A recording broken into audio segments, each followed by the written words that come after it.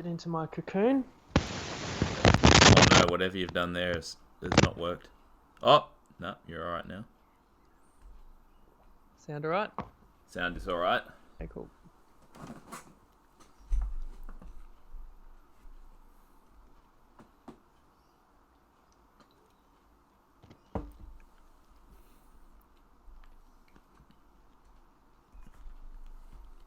Might be able to get some inside info on G Minshew. Yeah. Find out if Maddie ever dated him. True. Alright, hang on. You need to maybe move your mic a little bit. It's just a little bit fuzzy. That's worse. Worse? Yep. It's just like staticky now.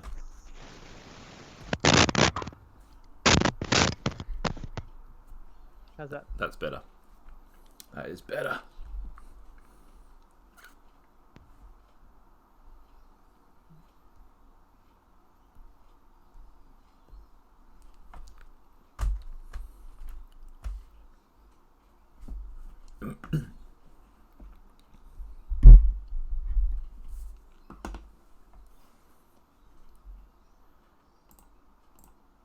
Alrighty guys, let's get into it. Welcome once again to the Tripod, where we break down, well, now every NFL game every week from a betting perspective. This week we will be going through week 7 in the NFL. Not a bad week last week, going 6-4 on our best bet, so 60%. Certainly if we can keep that up for the entire season, we will be very happy. Massive weekend of sport, obviously, so make sure that you've downloaded the Tripod app. It is free to download. Make sure you're in our Facebook group, Tripod Punters Tips Forum. Jacob giving out some fire plays for the Rugby Nines World Cup. 4-1 on his leans yesterday, so that was very good. And more games coming up today, starting at about midday, I think. Obviously, we've got the Everest horse race today as well. So just a huge weekend of sport, but it's going to be all NFL from us today. Jacob, how are you, buddy? Yeah, I'm great. Thanks. I really enjoyed Rugby League Nines last night. It's on all day today. It should pretty much kick off when we finish this. Got to mention the other rugby, which is the World Cup as well. True. Australia, the Wallabies playing tonight, the All Blacks playing tonight. So it's all happening, and it's all about the NFL, of course. And we're very happy to go 6-4 last week. We don't have an off season, or maybe just a few weeks in February after the Super Bowl, and then we get ready for Rugby League, but we wouldn't have it any other way. We want to bet on the games, we want to deep dive, and we want to share our thoughts, and we've gone through week 7, and there's a fair few games we like, and I know we've got some good plays to share with the people today. Indeed, I think we had 10 plays last week, 16 best bets this week. Let's get things kicked off with the Cardinals plus 3 points at the New York Giants. 50.5 points is the total. I like the Giants in this one. Not only from a simple handicapping point in that I think they are the better team and they are at home, but also because we have the Giants off extra prep last week. They played the Thursday game, and I think that the final score against the Patriots was probably a little bit phony. That they were in that game up to their eyeballs up until pretty much the end or the back end of the third quarter, start of the fourth, where the Pats just pulled away. On the other hand, you've got the Cardinals, who did get the win last week against the Falcons. We know how putrid the Falcons have been this year, but the Cardinals easily could have lost that game as well. So I think those two results are in our favor in terms of getting a little bit more line value on the Giants. And one last thing, I think that the injury report has certainly been in the Giants' favor. Saquon Barkley and Evan Ingram, two vital parts of that offense, have been named in to start this one. Whereas on the Cardinals side, you still have running back David Johnson and Christian Kirk, wide receiver, still questionable for this one. So good things going the Giants' way in terms of the injury report. Like the Giants to get the job done here at home.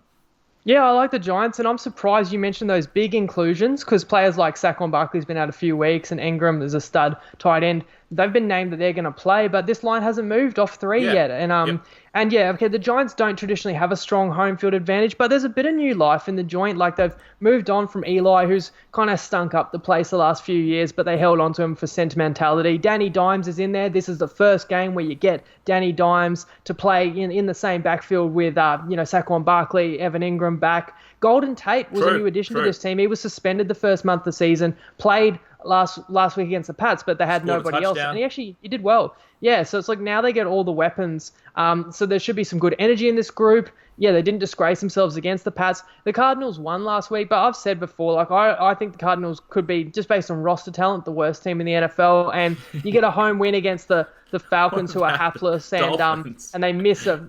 Well, that's true. They're actually gutting their team. But of the teams who aren't trying to lose, fair. basically, and Arizona wins by the finest possible margin last week. So I still have no belief in them.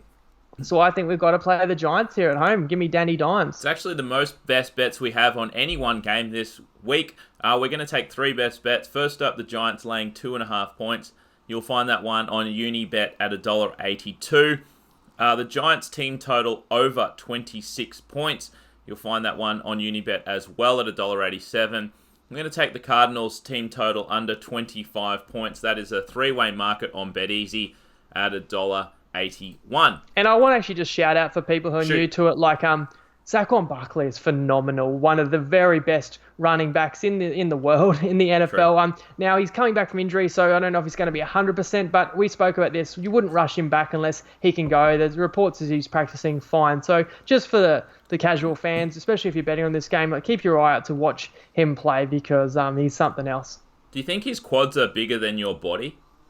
No doubt about it. Yeah, close. they call him Saquad. And we put a meme up yesterday, actually, which was, typical multis where your first legs are always strong and it's always that last leg that's very feeble. And those first 2 legs belong to Saquon Barkley. That's not like photoshopped.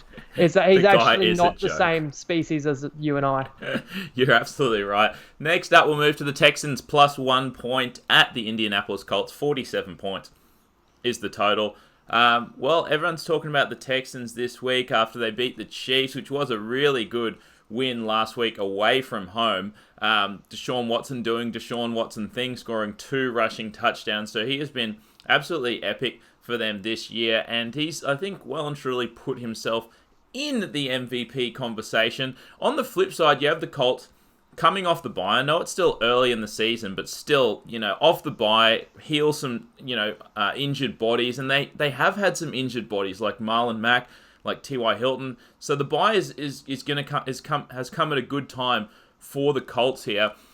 You look at what this Texans team has done, and I guess, when they get time to throw the ball and Deshaun Watson can do, his thing, they do very well. But the Colts defense is no slouch. They are an above average defense here. I think they will be able to get some pressure on Deshaun Watson. And this Texans defense, as we know, is a sieve. So, the Colts can beat them both ways. They have Marlon Mack, who's a very, very good running back. And obviously, Jacoby Brissett has been very serviceable as a QB here in place of Andrew Luck. So I think the Colts can get the job done here at home off the bye. I don't necessarily think that this line is correct here. I think that the Colts should be favored by a bit closer to 3 points at the one that it is at the moment. So we've just got the one best bet on this one at this time. Yeah, like the Texans, very impressive win to go to Arrowhead and beat the Chiefs. We were on the Texans last week, but the Chiefs have their deficiency, like a few injuries on the Chiefs defense, which allowed the Texans to just stay on the field. They had the most time of possession that any road team has had. That is crazy to me. In the history of the NFL since they've recorded time of possession. That's insane. That's crazy to me. And that allowed their defense, the Texans, who've got some key players out and had a couple dropping like flies, to stay off the field and to rest up, and they didn't get too exploited last week. But it could be a different story this week. I think Indianapolis has the better coach, and that matters when you get a bye and you get that extra time to prepare. You can say playoff revenge because these two met in a playoff game last year in Indianapolis, and Houston lost, so they want to come in and avenge it. But this game's just as meaningful to the Colts. It's a good team. They won, the final 10 games of the regular season last year? It wasn't all Andrew Luck. And you talk about the injuries and, getting healthy. Of course, I think the biggest one is Darius Leonard on the defensive side of the ball. He's their best defensive player, and he's back for this one. So I like the Colts at a very cheap line. Basically, you're getting them at pick'em in this game, and I think they will win. Indeed, we've just got the one play at the moment. We're taking the Colts team total over 23.5 points. You'll find that one on both Ladbrokes and on Neds for $1.88. Next up, we got the Dolphins plus 17 points at the Buffalo Bills. 41 points is the total. Not going to spend too much time on this one. The Dolphins are in tank mode, obviously. We saw last week, they bring in Fitzpatrick. He brings them back, and thank fuck they actually lost that on the 2-point conversion against the Skins, and they're probably happy about that one, really, because they should be tanking. Rosen's going to start this one again, which makes me kind of think that it's like a decision that they're putting him in to want to lose, I guess. Whereas on the Bills... just before you do, I heard Fitzpatrick was starting. Oh, really? So I heard the opposite. In the last day. I heard Not that it would really change, because they're probably similar. I think Fitzpatrick is a slightly better QB. It doesn't change my read on the game. Yeah, true. And Fitzpatrick actually wants to win, whereas this Dolphins team, not even arguably anymore, wants to lose. But 17 points. I don't want to take it with the Dolphins, but I don't want to take it with the Bills either. They're not kind of, one of those teams that's going to pile on points for you. Plus, their best receiver is questionable for this one. So it's just a stay away for me. Yeah, like the Dolphins, we were unlucky. We went 6-4 last week. This was one of our losses. We had the Skins -3 at Miami, and the Skins are dominating the game. It's 17-3 in the fourth quarter, and then Fitzpatrick leads back-to-back touchdown drives. And if you're tanking, that is the perfect result for you, because you get that moral victory, if you can call it that. And they lost 17-16. They weren't disgraced, but it's still a loss, and another loss that allows them, a grip on the number one pick for next season, which is their goal for this season. Yes. So they come into this one, they're completely outmatched, and while Buffalo doesn't appear to be a side that should be a -17 favourite, the fact is the Buffalo are in the playoff picture. It's a very good defense 100%. That doesn't get talked about. They were quite unlucky in the game they lost against the Pats. They gave them everything they could handle. And it's funny, a team that's not usually good and a coach that's not usually used to being a 17-point favourite doesn't probably go in thinking, let's just do enough to win, because they can't take any win for granted. I think they still will go in and pile it on. These teams that, aren't used to being really successful, they just play with energy, and they could, rip the Dolphins a new one, to be honest. But I'm not going to be laying -17, am I? So we move on. We move on, and it looks like you are correct, Jacob, just from seeing a couple of comments flowing in. It looks like Fitzpatrick will be the starter there for the Dolphins, which I think increases their chance to win by 1% or 2. Yeah, so if I had to, I'd be taking the +17, or I'd be looking for a 17.5. I think Fitzmagic, because you're throwing your QB to the Wolves. As I said, this Buffalo defense is fierce. I think that's the right choice for them, but I still think they're completely overmatched here. And what should be a cracking divisional matchup, Vikings laying 2 points at the Detroit Lions. 43.5 points is the total.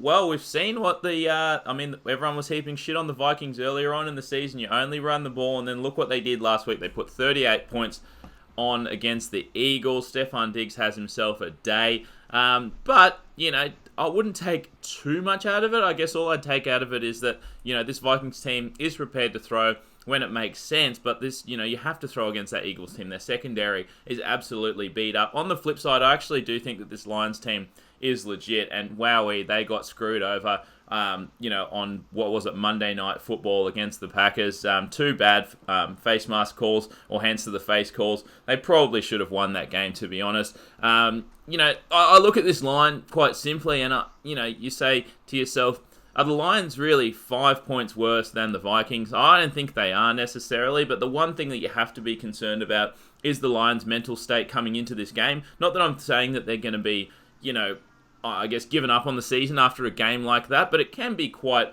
demoralizing when you kind of know that you were the better team throughout the night, and the refs kind of fucked it for you.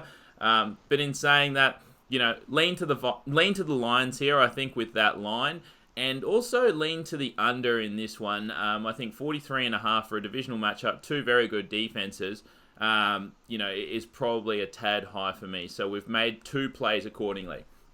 And something else you can do, just apply this, very simple maths. When you've got a short road favourite, you look at it and people will think, oh yeah, I think the Vikings are better than the Lions. And when it's a short spread, they just think, well, who do I think is going to win? Yeah, I think Vikings beat Lions. But think about it a different way. The Lions are at home. We say that's worth 3 points. If this game was in Minnesota, then you'd have to, take 3 off the Lions and add 3 to the Vikings. And what? Would you really like the Vikings if they're -8.5 in Minnesota? Yep. And that seems a bit steep to me. And that's the way we're looking at this. Detroit, what a rollercoaster season. I talked about this last week. Every game, down to the wire. And last week, they get the intercept at the goal line. They get it up to midfield. They kick a very long field goal late in the fourth. They're up 9. Green Bay comes out, has to score. They get a 3 and out. They sack Rodgers on a 3rd and long. but then you get the bogus hands to the face. Yes. It all changes. They get a touchdown on that drive, and then they get the ball back and they score again, and they win the game by 1 or 2 points. I think 1 point in the end. Right? 1 point in the end, yes, correct. So that's correct. a tough one to swallow and a short turnaround. I completely agree. Those are the concerns of the Lions, but I still think, even though I think the Vikings are the better team, this isn't really a play against Minnesota. It's more of a play that both sides, as you say, solid defensively, and the Lions at home can match it with the Vikings here. So we're going to take the Vikings. We're going to take the Lions plus a hook in the first half. Yep. But still take the Lions under because we've found a good team total. Yeah, indeed. And some people might be confused when we read out these couple of plays. But look, the first play that we're on is the Lions team total under 22.5 points. That one is $1.99 on Sportsbet. And even though we said we like the Lions, this is an outlying price and we do like the under. So we've taken that one. And then next up, because we have a lean to the Lions, we are taking them plus 0.5 point in the first half. That is $1.93 on BetEasy. Next up, we got the Raiders plus 5 points at the Green Bay Packers. 47 points is the total. I actually have a strong lean to the under in this one. I think that, the Raiders off the bye are going to have, planned accordingly here for the Packers. You get a couple of weeks to prepare for this Packers offense. But I also like the under because the Packers have been trying to run the ball a little bit more. I know game script didn't allow it last week against Detroit. They got down early. But Raiders and Josh Jacobs are running the ball a bit more often, and they're going to have to in this one as well because they're missing their best receiver in Tyrell Williams. On the Packers side, we know that they've been trying to be a bit more of a balanced offense, but it's going to be tough in this one. They are beat up as all hell with their receivers. Devontae Adams has been ruled out for this one. Marquez Valdez-Scantling is questionable for this one. Geronimo Allison is out. And Jimmy Graham is questionable as well. That's your 4 best receivers right there with your best receiver and pretty much the only receiver that Aaron Rodgers has had for the past couple of years in Devontae Adams already out. So, look, I think the Raiders will come into this one fierce. They are 3-2. They have newfound confidence that they can possibly win their division now that Mahomes has gone down for who knows how long with the dislocated knee. So the Raiders have a real shot at winning that division. That sounds crazy, but the Chargers are garbage, and Mahomes is gone for at least a number of weeks. So I think, and plus this Packers defense is probably top 5 really, judging by this season. So I'd really like the under in this one. Yeah, we probably should have led the pod with the Mahomes news because we're talking about the NFL, and this guy's the transcendent best player in the NFL by far. He's out for, led that he's on my fucking a month or more. Team. Yeah, and maybe that's why you didn't want to talk about it. But we're here to try and make people money, but it is relevant to this game for exactly the reasons you said. Like, this guy is unbelievable. The Chiefs never lost a game by more than 3 points last season. They're a fingernail away from making the Super Bowl. And it was everybody's pick that they'd win this division, that the AFC West, running away. And if anyone was going to challenge them, it would be the Chargers, who've actually been woeful this year. Fred. Denver with their new marquee signing of Flacco, that ain't cutting the mustard. Fuck, he's bad. Nobody He's so thought bad. the Raiders would have a chance, but what you have to, the proof's in the pudding. You got to respect the results. They've gone over to London, getting a upset win against the Bears, and although the Bears took a late lead in that one and it was close, the Raiders really dominated that game. They did, yeah, on both lines of scrimmage. Even though they've lost a couple of key defenders in Graham, their first round pick, and Vontaze Burfict is suspended. And you mentioned that they got, they're missing a wide receiver, Tyrell Williams, and not to mention Antonio Brown. Yeah, exactly. Yeah, after the preseason. So it's been a debacle. You got to actually take your hat off to Gruden. Now, I like the Packers. I think they're the real deal. It's a very good defense. We took the Packers last week. We lost. We didn't really deserve to win that one, -3.5 on Monday night. But these wide receiver injuries definitely concerns me. So if they're to win this game at home at Lambeau, where they have a strong advantage, it will be on the defensive side of the ball. And that's why I agree with you. I like the unders in this one. Yeah, we've taken a couple of plays on the under. We're going to take under 48. That one is $1.80 on BetEasy. It's a 3-way market, so it's essentially under 47.5. And we're going to take under 23.5 points in the first half. The best price for that we found was $1.84 on Unibet. Let's move on to the Jaguars, -4.5 points, and the Cincinnati Bengals. 44 points is the total. I'll be quick. Look, we don't have a play on this one. The Bengals have been absolutely woeful this season. One of the bottom 5 teams in the league in terms of talent, and just the way that they've played, they can't seem to stop anyone. And the Jags are decent. Obviously, you've got Minshew Magic, Minshew Mania happening over there. I mentioned to Jacob earlier on today, my partner Mackenzie's sister is coming into town from the States.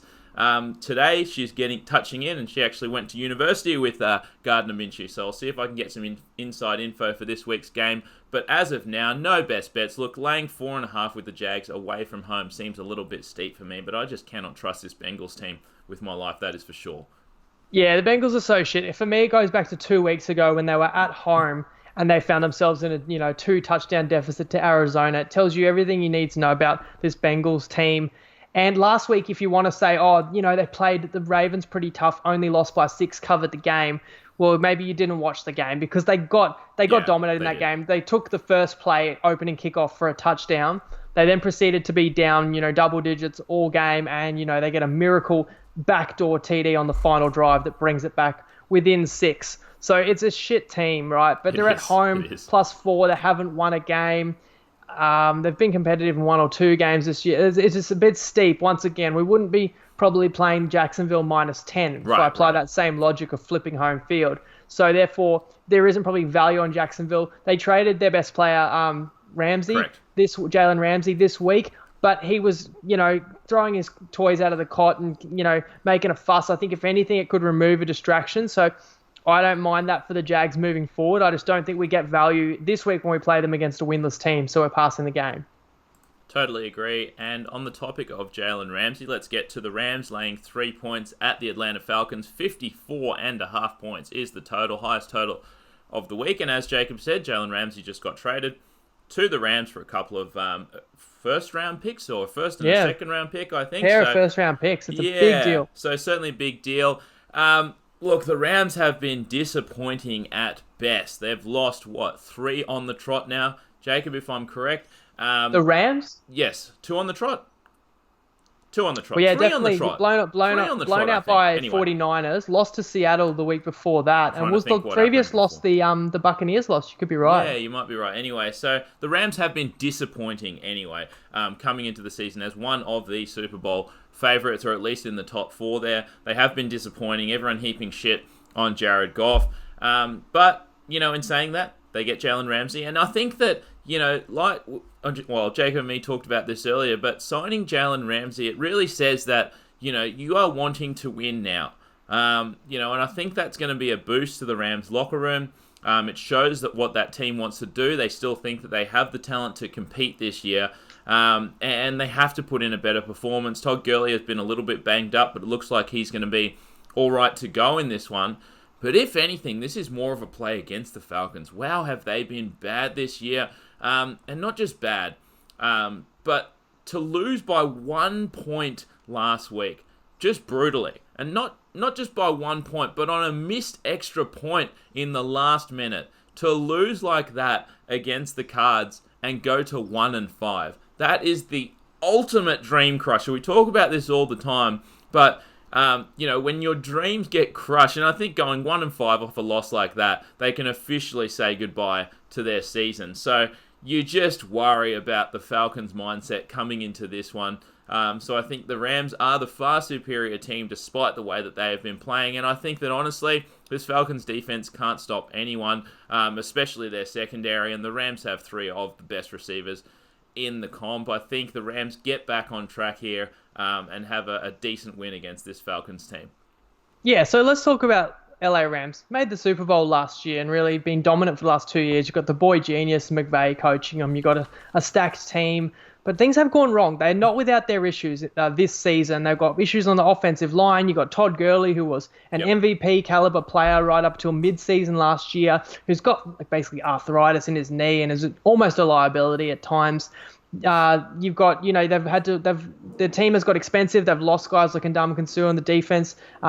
It's a lot of pressure on Aaron Donald. He's not getting a lot of help from defensive line. They've really struggled in the secondary. Aqib Talib has been on injured reserve. Getting Ramsey, assuming he plays, will help. I think ultimately there's still enough to win with. You look at the games they lost, like Buccaneers put up a hell of a performance. They lose a coin flip at Seattle, and San Francisco's the real deal. So I'm not writing off the Rams. They returned to the scene of the crime. This is where the Super Bowl was last year, where they could only manage 3 points. But I think this might remind them that, they were disappointed last time they were here, but they're still a Super Bowl caliber team. And what you said is right. You give up such a big mortgage to get Jalen Ramsey. That's like those old, Greek armies that would sail for greener pastures, and they'll arrive on the beaches of a new city that they're going to conquer, and they say burn the boats because we're not going back. I was wondering we are where either you're going going to take the city over or we're going to die trying. And it is like, because they gave Jared Goff 120 million. They gave Gurley like the richest running back contract. Yes. Like they got no first round picks coming up. They're fucked beyond this year. So it is an all-in move. And you compare that to the Falcons, only have one win this year. It's a one-possession win against Philly, who cannot stop the pass, right? And that was a home game they won by the skin of their teeth. And I think, as you said, to lose on the road to Arizona and to be down big that whole game and then come all the way back and then miss the extra point, like the coach is gone, the team is fucked up. I said it last week. They've never recovered from blowing a 28-3 lead in the Super Bowl. I mean, I've barely recovered it. So imagine how they feel. I do so it's almost like, even though it might seem a little bit pricey to take the Rams away, like how much of a home advantage do Atlanta have anymore? They're a little bit of a fair weather team. Some people say they've become a soccer town now. They really get behind their MLS team. So I think we're going on the Rams here. I think they stop the rot. They will get the win this week. Yeah, I agree. We've got a couple of best bets for now. We're taking the Rams laying 2.5 points. That one's $1.84 on Unibet. And staying on Unibet, we're going to take the Rams minus half a point in the first half. That one is $1.84.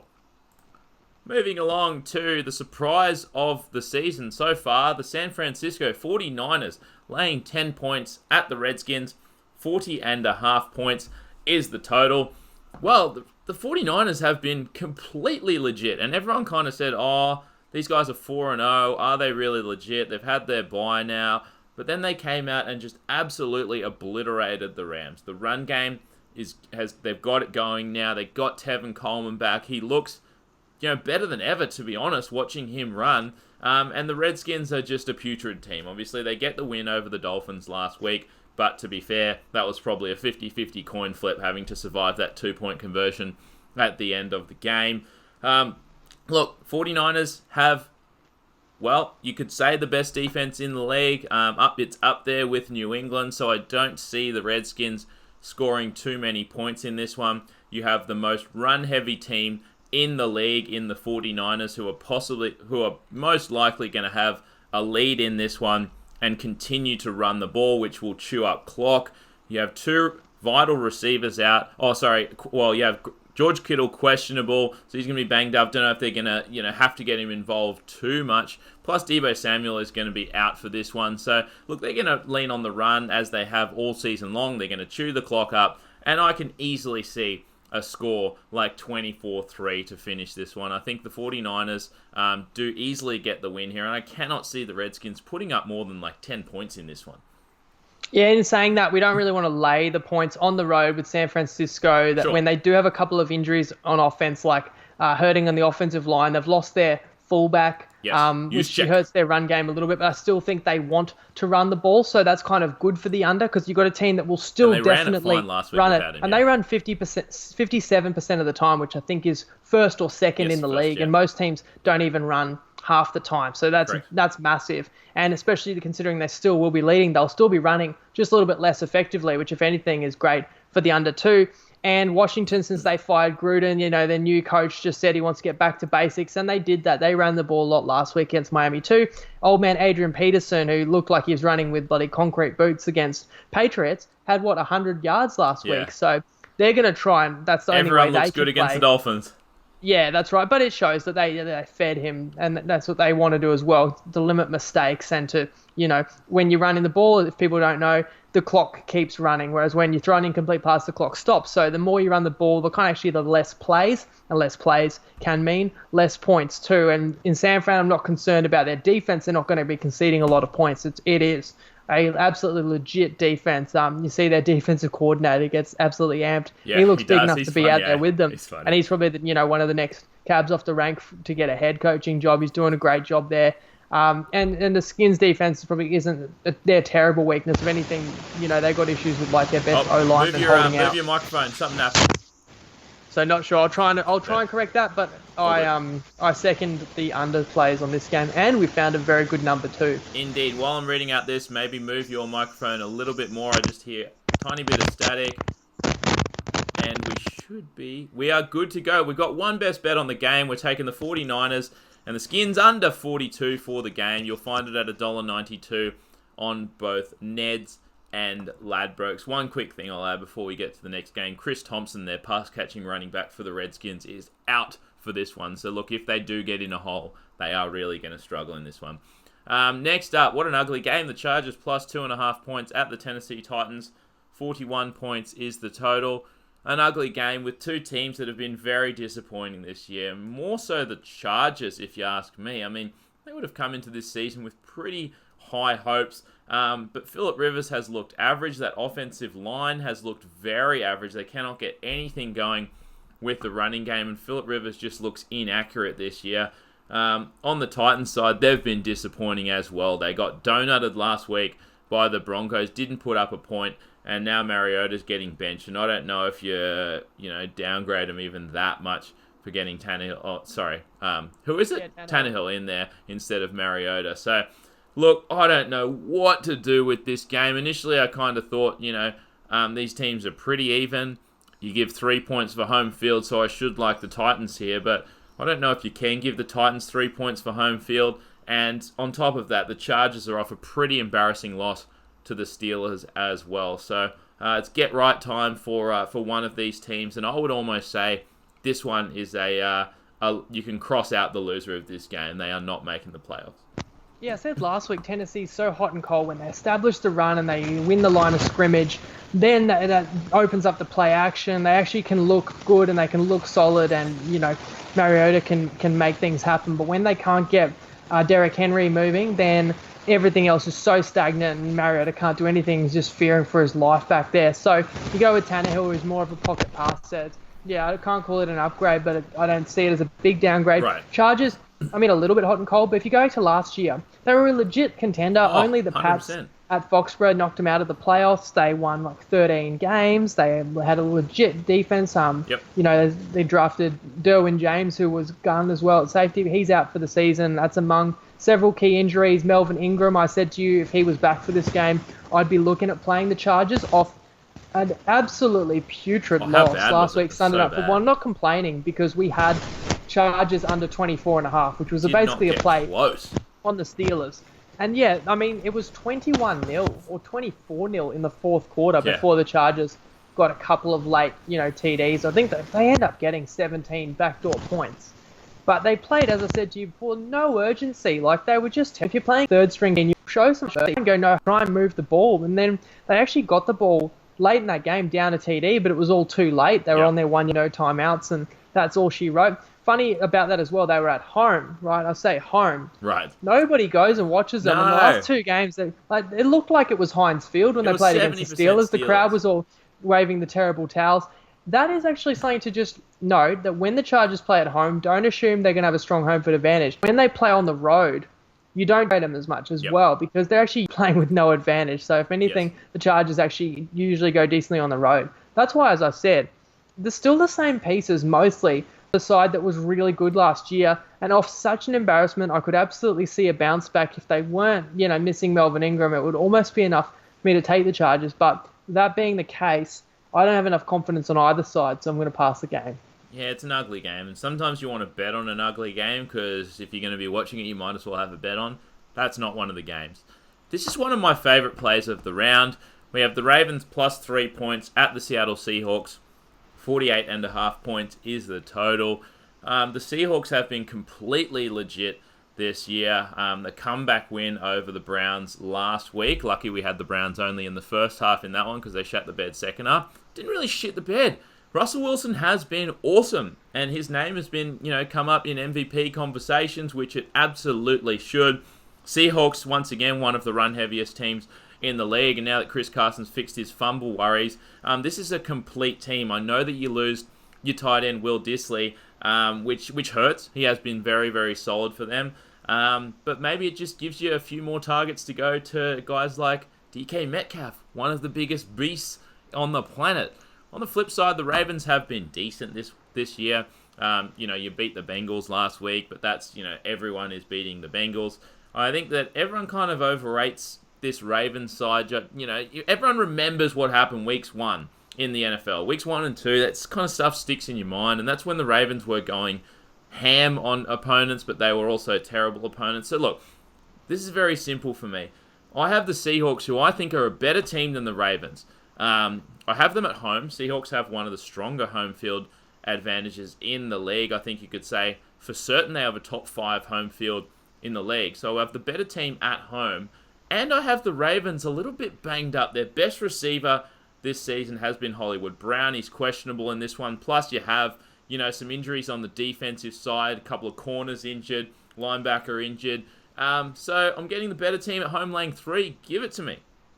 Yeah, I'm with you. I think that maybe people are looking at the overall stats and forgetting that, when they won week 1, 56-3, a couple of those blowouts is kind of accentuating how good they really are. Because I'm with you too. I think that you have to give Seattle minimum 3.5 points home field advantage, and you can definitely argue 4. Just to, look back the last 10 years, what this team does at home. Yes. And I also agree they're a marginally better team too. I like both these teams, to be honest. Yep. And we've spoken about how the Ravens, people think of them as a good defense, but they're not that good defensively. They're a pretty good offense. These two teams are similar on offense. They want to run it down your throat. They've got mobile QBs. Russell Wilson is better than Lamar Jackson too. So 100%. It's like everything seems to be in the Seahawks' favor in this one. So I think it's a great value play, and we're not going to feel down. And I think right now, as it stands, especially with Mahomes out, Russell Wilson is the MVP of the league, and this is his signature season. Unless it's your boy Christian McCaffrey. We're taking 2 bets on this one. We're going to take the Seahawks laying 3 points for the full game. That one's $1.91 on BetEasy. We're also going to take the Seahawks laying 2.5 points in the first half. That one's $1.91 on BetEasy as well. Next up, we get to the Saints plus 3 points at the Chicago Bears. 38 points is the total, the lowest total of the round, but for good reason. The Saints obviously lost Drew Brees a few weeks back, but they've won 4 on the trot with Teddy Bridgewater under center, which is very solid. But the Saints still have a very solid D-average offense. As we saw last week, they won, 13-6, I think, over the Jags. They're not scoring many points. And the Bears are a similar sort of team. They may or may not get Trubisky back for this one, which would be... He'll be back. I'm hearing he's practicing. Yeah, so full practice yesterday, so he should be good to go. But the Bears' defense is solid as well. So that's why we have a total of 38 points. I still think that this Saints team has been a little bit overrated over these past few weeks. Everyone blowing up Teddy Bridgewater. I know he had an awesome game 2 weeks ago, 4 touchdowns. But really, he's a below average starting quarterback. And I get that this Saints defense has been very solid, but I think that, on this 4-game win streak with Teddy Bridgewater, it easily could have gone, they easily could have gone 2-2 or whatnot. The Bears coming off the bye, I think that's worth something. Not only coming off the bye, but coming off the bye after being embarrassed by the Raiders in London. And whenever you get a good team, I would consider the Bears an above-average team. Whenever you get a good team that got embarrassed and then has 2 weeks to stew and prepare, I really expect a good effort out of this Bears side. And what tipped me over the edge was the news this morning that Alvin Kamara and Jared Cook, the tight end, will not be playing in this one. So that really hurts the Saints offense. So I like the Bears here at home. Yeah, I shouted out Saquon Barkley earlier in the pod, and if you talk about who the best running backs are, both best by production and most exciting to watch, throw Alvin Kamara in there too. He's sensational, the guy, the way that the balance he has, the agility, you rarely see anything like it. He's an integral part of this Saints offense, and he's been a big reason why they've been able to keep it rolling even without Breeze, because they've been able to simplify things, and he helps a lot. I mean, as does having can't guard Mike, arguably the best wide receiver in the league, definitely a top 3 guy there, and they've still got him, as a bit of a safety blanket because the guy doesn't drop passes for Teddy. but it's a very limited offense without Alvin Kamara for sure. And you're going to Soldier Field and you're playing the Bears off a bye, off a loss, and they've got a fierce defense, led by Khalil Mack. So I think that it's a cheap line to lay here. Yeah, you also do have to give a lot of credit to the Saints defense. They've been playing awesome, and when Breeze does get back, and obviously now when Kamara gets back, that's a legit contender. They are. I mean, you know how close they've gotten the last couple of years, lost on that Minnesota Miracle play and then lost on the bogus, the missed PI call against the Rams last year. We know all about that. And it does seem like this same group is going to give it a shake again this year. But this is a tough spot. And, when you lose Drew Brees, you're hoping to kind of tread water while he's out. They've done better than that. So this isn't kind of must-win desperation for them. And I could see this one just getting out of hand for them. I like the Bears. Yeah, we've got two best bets on the game for now. We're taking the Bears laying 3.5 points for the game. You'll find that one at $1.91 on BetEasy and on Unibet. And we're also going to take the Bears laying 2.5 points in the first half. That one is $1.87 on Unibet. Ignore what I have at the top there with the Saints +3.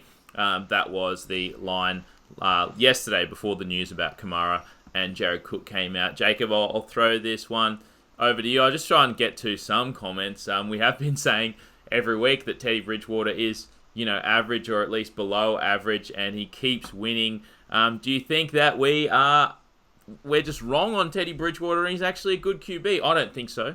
But no, I mean, they won in Jacksonville last week, as you said. They scored 13 points. They had a game they won in Seattle where they scored on defense. They scored on special teams. He gets to play a lot of safe passes. I think there's a stat, like he's only thrown the ball or only completed a pass longer than 20 yards in the air like once in the last 4 weeks. And fair play. That is smart. They're eliminating the opportunity for him to make mistakes by keeping a simple game plan, and they're winning, all the little battles across the field, across all facets. That's why I'm calling him out as a contender, because it's a great team across the board that doesn't rely solely on the QB. So I'm not trying to bring Teddy down because he's not hurting him, but he's not a star that I'm afraid of, that I think is going to score a lot of points on Chicago. And this is a different defense. This Bears defense will be his toughest test to date. I know that historically the Jags have been good, but they're actually statistically a bottom 8 defense this year. So next up, the Eagles +2.5 points at the Cowboys. 48.5 points is the total. Very intriguing divisional matchup here. The winner of this one will go a long way to winning that division. Both teams coming off a loss. Obviously, the Eagles got lit up by the Vikings last week. We were on the Vikings in that one. And on the flip side, the Cowboys, a pretty embarrassing loss to the Jets. I know that it was a close one. In the end, they came all the way back. They had a chance to tie the game late, couldn't get it done. That's even more brutal for me. I know you had a couple of multis with the Cowboys, Jacob. I had a $100 multi paying over $18,000 that just needed the Cowboys to win that game. That was the only leg in my losing multi. There's about 12 legs in there. But let's get to the game itself. The Eagles have been a bit disappointing this year, and the Cowboys as well. I think they've lost, 3 games on the trot now after starting 3-0, and a lot of people kind of, considering them guru. But since then, things have gone kind of downhill. The Eagles, I guess, when you look at this line, just quite simplistically, this is telling you that the Eagles are the slightly better team than the Cowboys. I don't know necessarily if you could argue that. I think these teams are fairly even. But you have the news that obviously Amari Cooper is banged up, Randall Cobb banged up. But they've come out now and said that they're both expected to play this week. How healthy Amari Cooper is, especially, but also Randall Cobb, but especially Amari Cooper is, will make a big difference in the way that this game goes. Because, look, you cannot run on this Eagles team, but you can pass on this Eagles team. And really, Amari Cooper is by far and away the best receiver on this Cowboys side. So, look, I don't know what to do with this one. If those guys were out, I would love to play the Eagles, obviously. And if you told me that they're going to be coming in pretty banged up and not close to 100%, I'd like the Eagles. But if you tell me that they're coming in, ready to go 100%, then I kind of lean Cowboys. So that's why we don't have a play on it. Yeah, that's the key matchup. The Cowboys offense, particularly passing offense against the Eagles secondary, because that's how you beat the Eagles. If you can throw on them, you beat them. And the Vikings showed us that last week. When the Eagles played, an anemic offense like the Jets that couldn't throw the ball, the Eagles rolled. And the Eagles, it's hard to judge them because they have not been at full health all season. The injuries to cornerbacks have really hurt them. They've had some serious injuries to wide receiver. They come into this game, with a real shot to win. And let's talk about Dallas, because they cost you a lot of money. They cost me a lot of money. I mean, we're very limited where we can get bets down these days, but we've got, probably one viable bookie each where we just might throw some multis, throw some home run shots. And we both had the Dallas. And not to mention, we gave out 10 plays last week, went 6-4, 2 losses were in the Dallas Jets game. Yep. So why'd they lose? I mean, we knew that, that a couple of questionable players, offensive line, Randall Cobb, going into the game, we weren't too concerned, right? But both their key offensive linemen were scratched on game day. So was Randall Cobb. Amari Cooper got a quad injury first quarter. So that's brutal. That's what we call cluster injuries. A number of injuries all, on the same unit. That really hurt them. It really affected their ability to move the ball. I'll give a lot of credit to the Jets. We'll talk about them next. They played a really good game too. And Dallas spotted the Jets a 21-3 lead. In the end, get all the way back. A failed 2-point conversion would have tied that game, and you still could have won your 18,000. But it's just one of those days where they missed field goals, terrible play calls on fourth down, turning the ball over. So they shot themselves in the foot. And you do have to wonder, after 3 weeks looking absolutely clinical and 3 wins, how much of that was that they played 3 shitty opponents. Right. And then when they played some big boys, they've lost the last 3. So it does make you second guess, how good are Dallas really? And with those guys, whether they play or not, I don't have the confidence that they'll play. A, B, if they do, as you said, what capacity they're at. And the Eagles are a solid team, and this is a huge game in this division. It's anybody's race, and this is Sunday Night Football too, right? I feel like anything can happen. I don't feel like I've got a 60% side for you, so we're passing the game.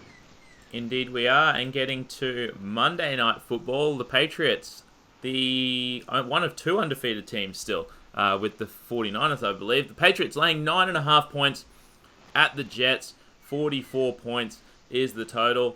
And like Jacob said, he was just talking about the Jets. And we kind of, I guess, not that we obviously did get that game wrong. But look, Sam Darnold was coming off fucking mono.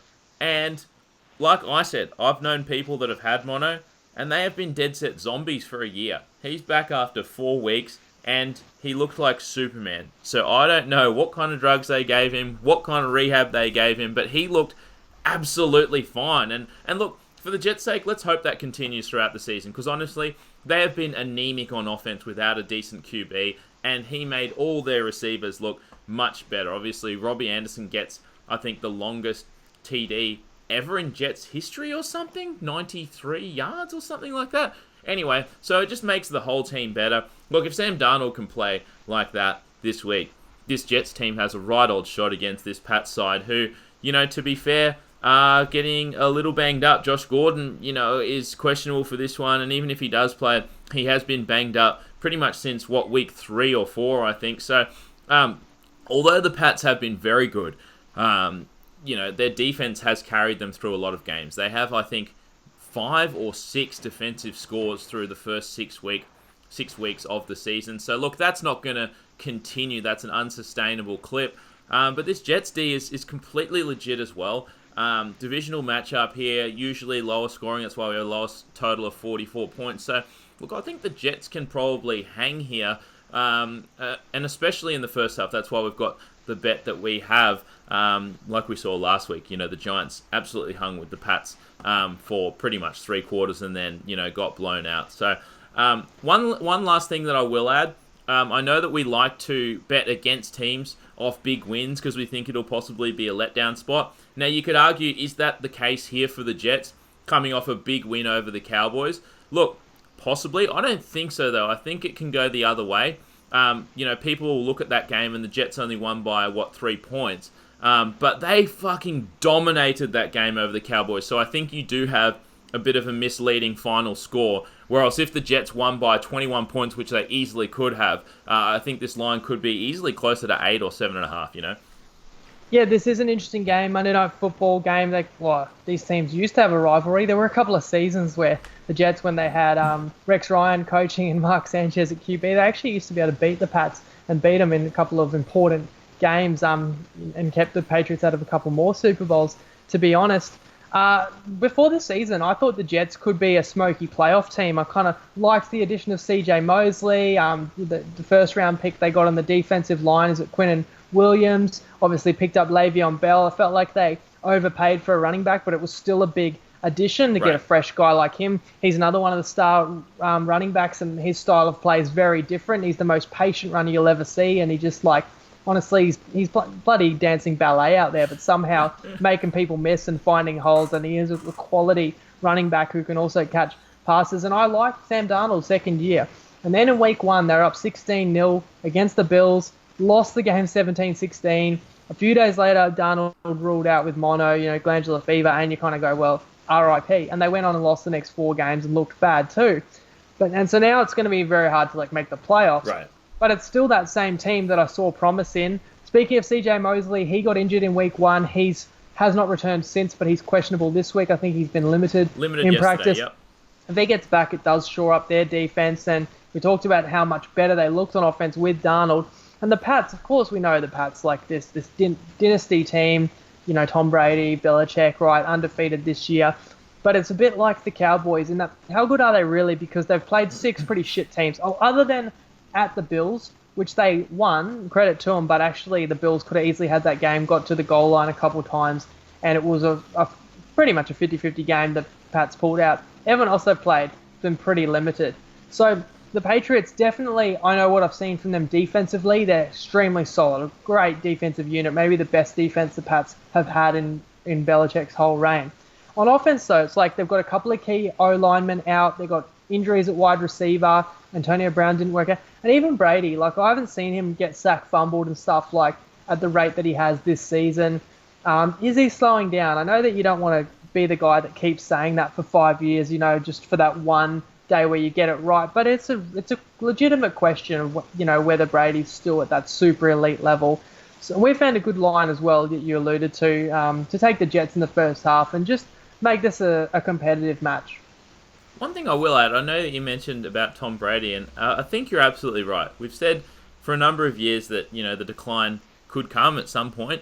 I don't necessarily think he's declining, but I think that, he looks like he doesn't want to take as many hits, and it's completely fair enough. But I will add, in terms of running plays, their main running back is Sony Michel. And this kind of tells me that they are looking to run the ball a bit more, whether that's a game plan thing or whether it's getting Tom Brady hit less. But, runs from Sony Michel in the last 4 weeks, 7 runs, 9 runs, 19 runs, 24 runs last week in a very competitive game, most of it. So, look, maybe they are trying to run the ball more, and that certainly, as you said, makes the clock run and makes less opportunities to score. So, we are taking the Jets. It's not just the decline of Brady. It's like you lost Rob Gronkowski, right? Right. Probably the favorite player to ever throw the ball to, retired in the offseason. And speaking of Michelle, the Patriots would never, highly value a running back. They know that, it's a position that's very replaceable. They drafted a running back first round last year. I mean, that's a sign of intent. They want to transition to be, a running team and a defensive-minded team. And that's what they have done, and that's been able to win them games. But that's the style of team that isn't necessarily going to win every week by a big margin. Yeah, exactly right. And that's why we've taken one best bet on the game. It will be the Jets plus 6.5 points in the first half. The best price for that is $1.84 on BetEasy. And that is going to do it, ladies and gentlemen. Thanks again for tuning in. That was all our best bets for Week 7 of the NFL. Look, most likely that'll be it. If we hear of any crazy personnel changes or any other info comes through, and we will add some more best bets, make sure you have downloaded the Tripod app, because that's where we will be posting them. But yeah, good start to the season not the season, but good start to our NFL bets. 6-4 last week. We've got 16 best bets for you this week. Should be a really fun time. And also, just to mention, obviously, big horse races going on today. They're probably starting in about half an hour. We will have a horse racing thread in our Facebook group, Tripod Punters Tips Forum. So make sure you're in there. We've got the Nines thread going on as well. Those games kick off in about an hour and a half, so make sure you're in there as well. And obviously all the NFL multis will be released today or tomorrow in the Tripod app. So make sure you've got that one. Jacob, anything else you wanted to add before we I get mean, out of here? everyone still remembers early last season we hit 100-1 in the NFL multi last week.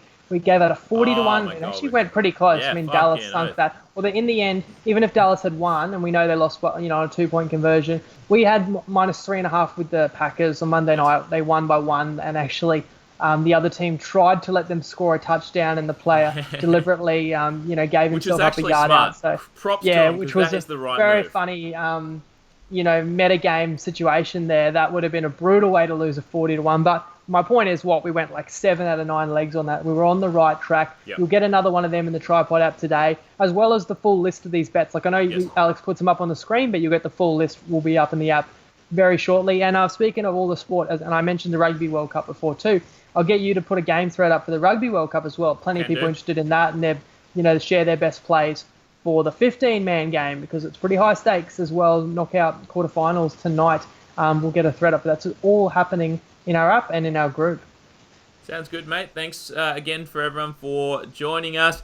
And we will catch you next week, Saturday, 10 a.m. to break down round 8 after hopefully is another winning week. Catch you then. Enjoy your weekend and hope you win some money on all the sport this weekend. See you guys. There you go.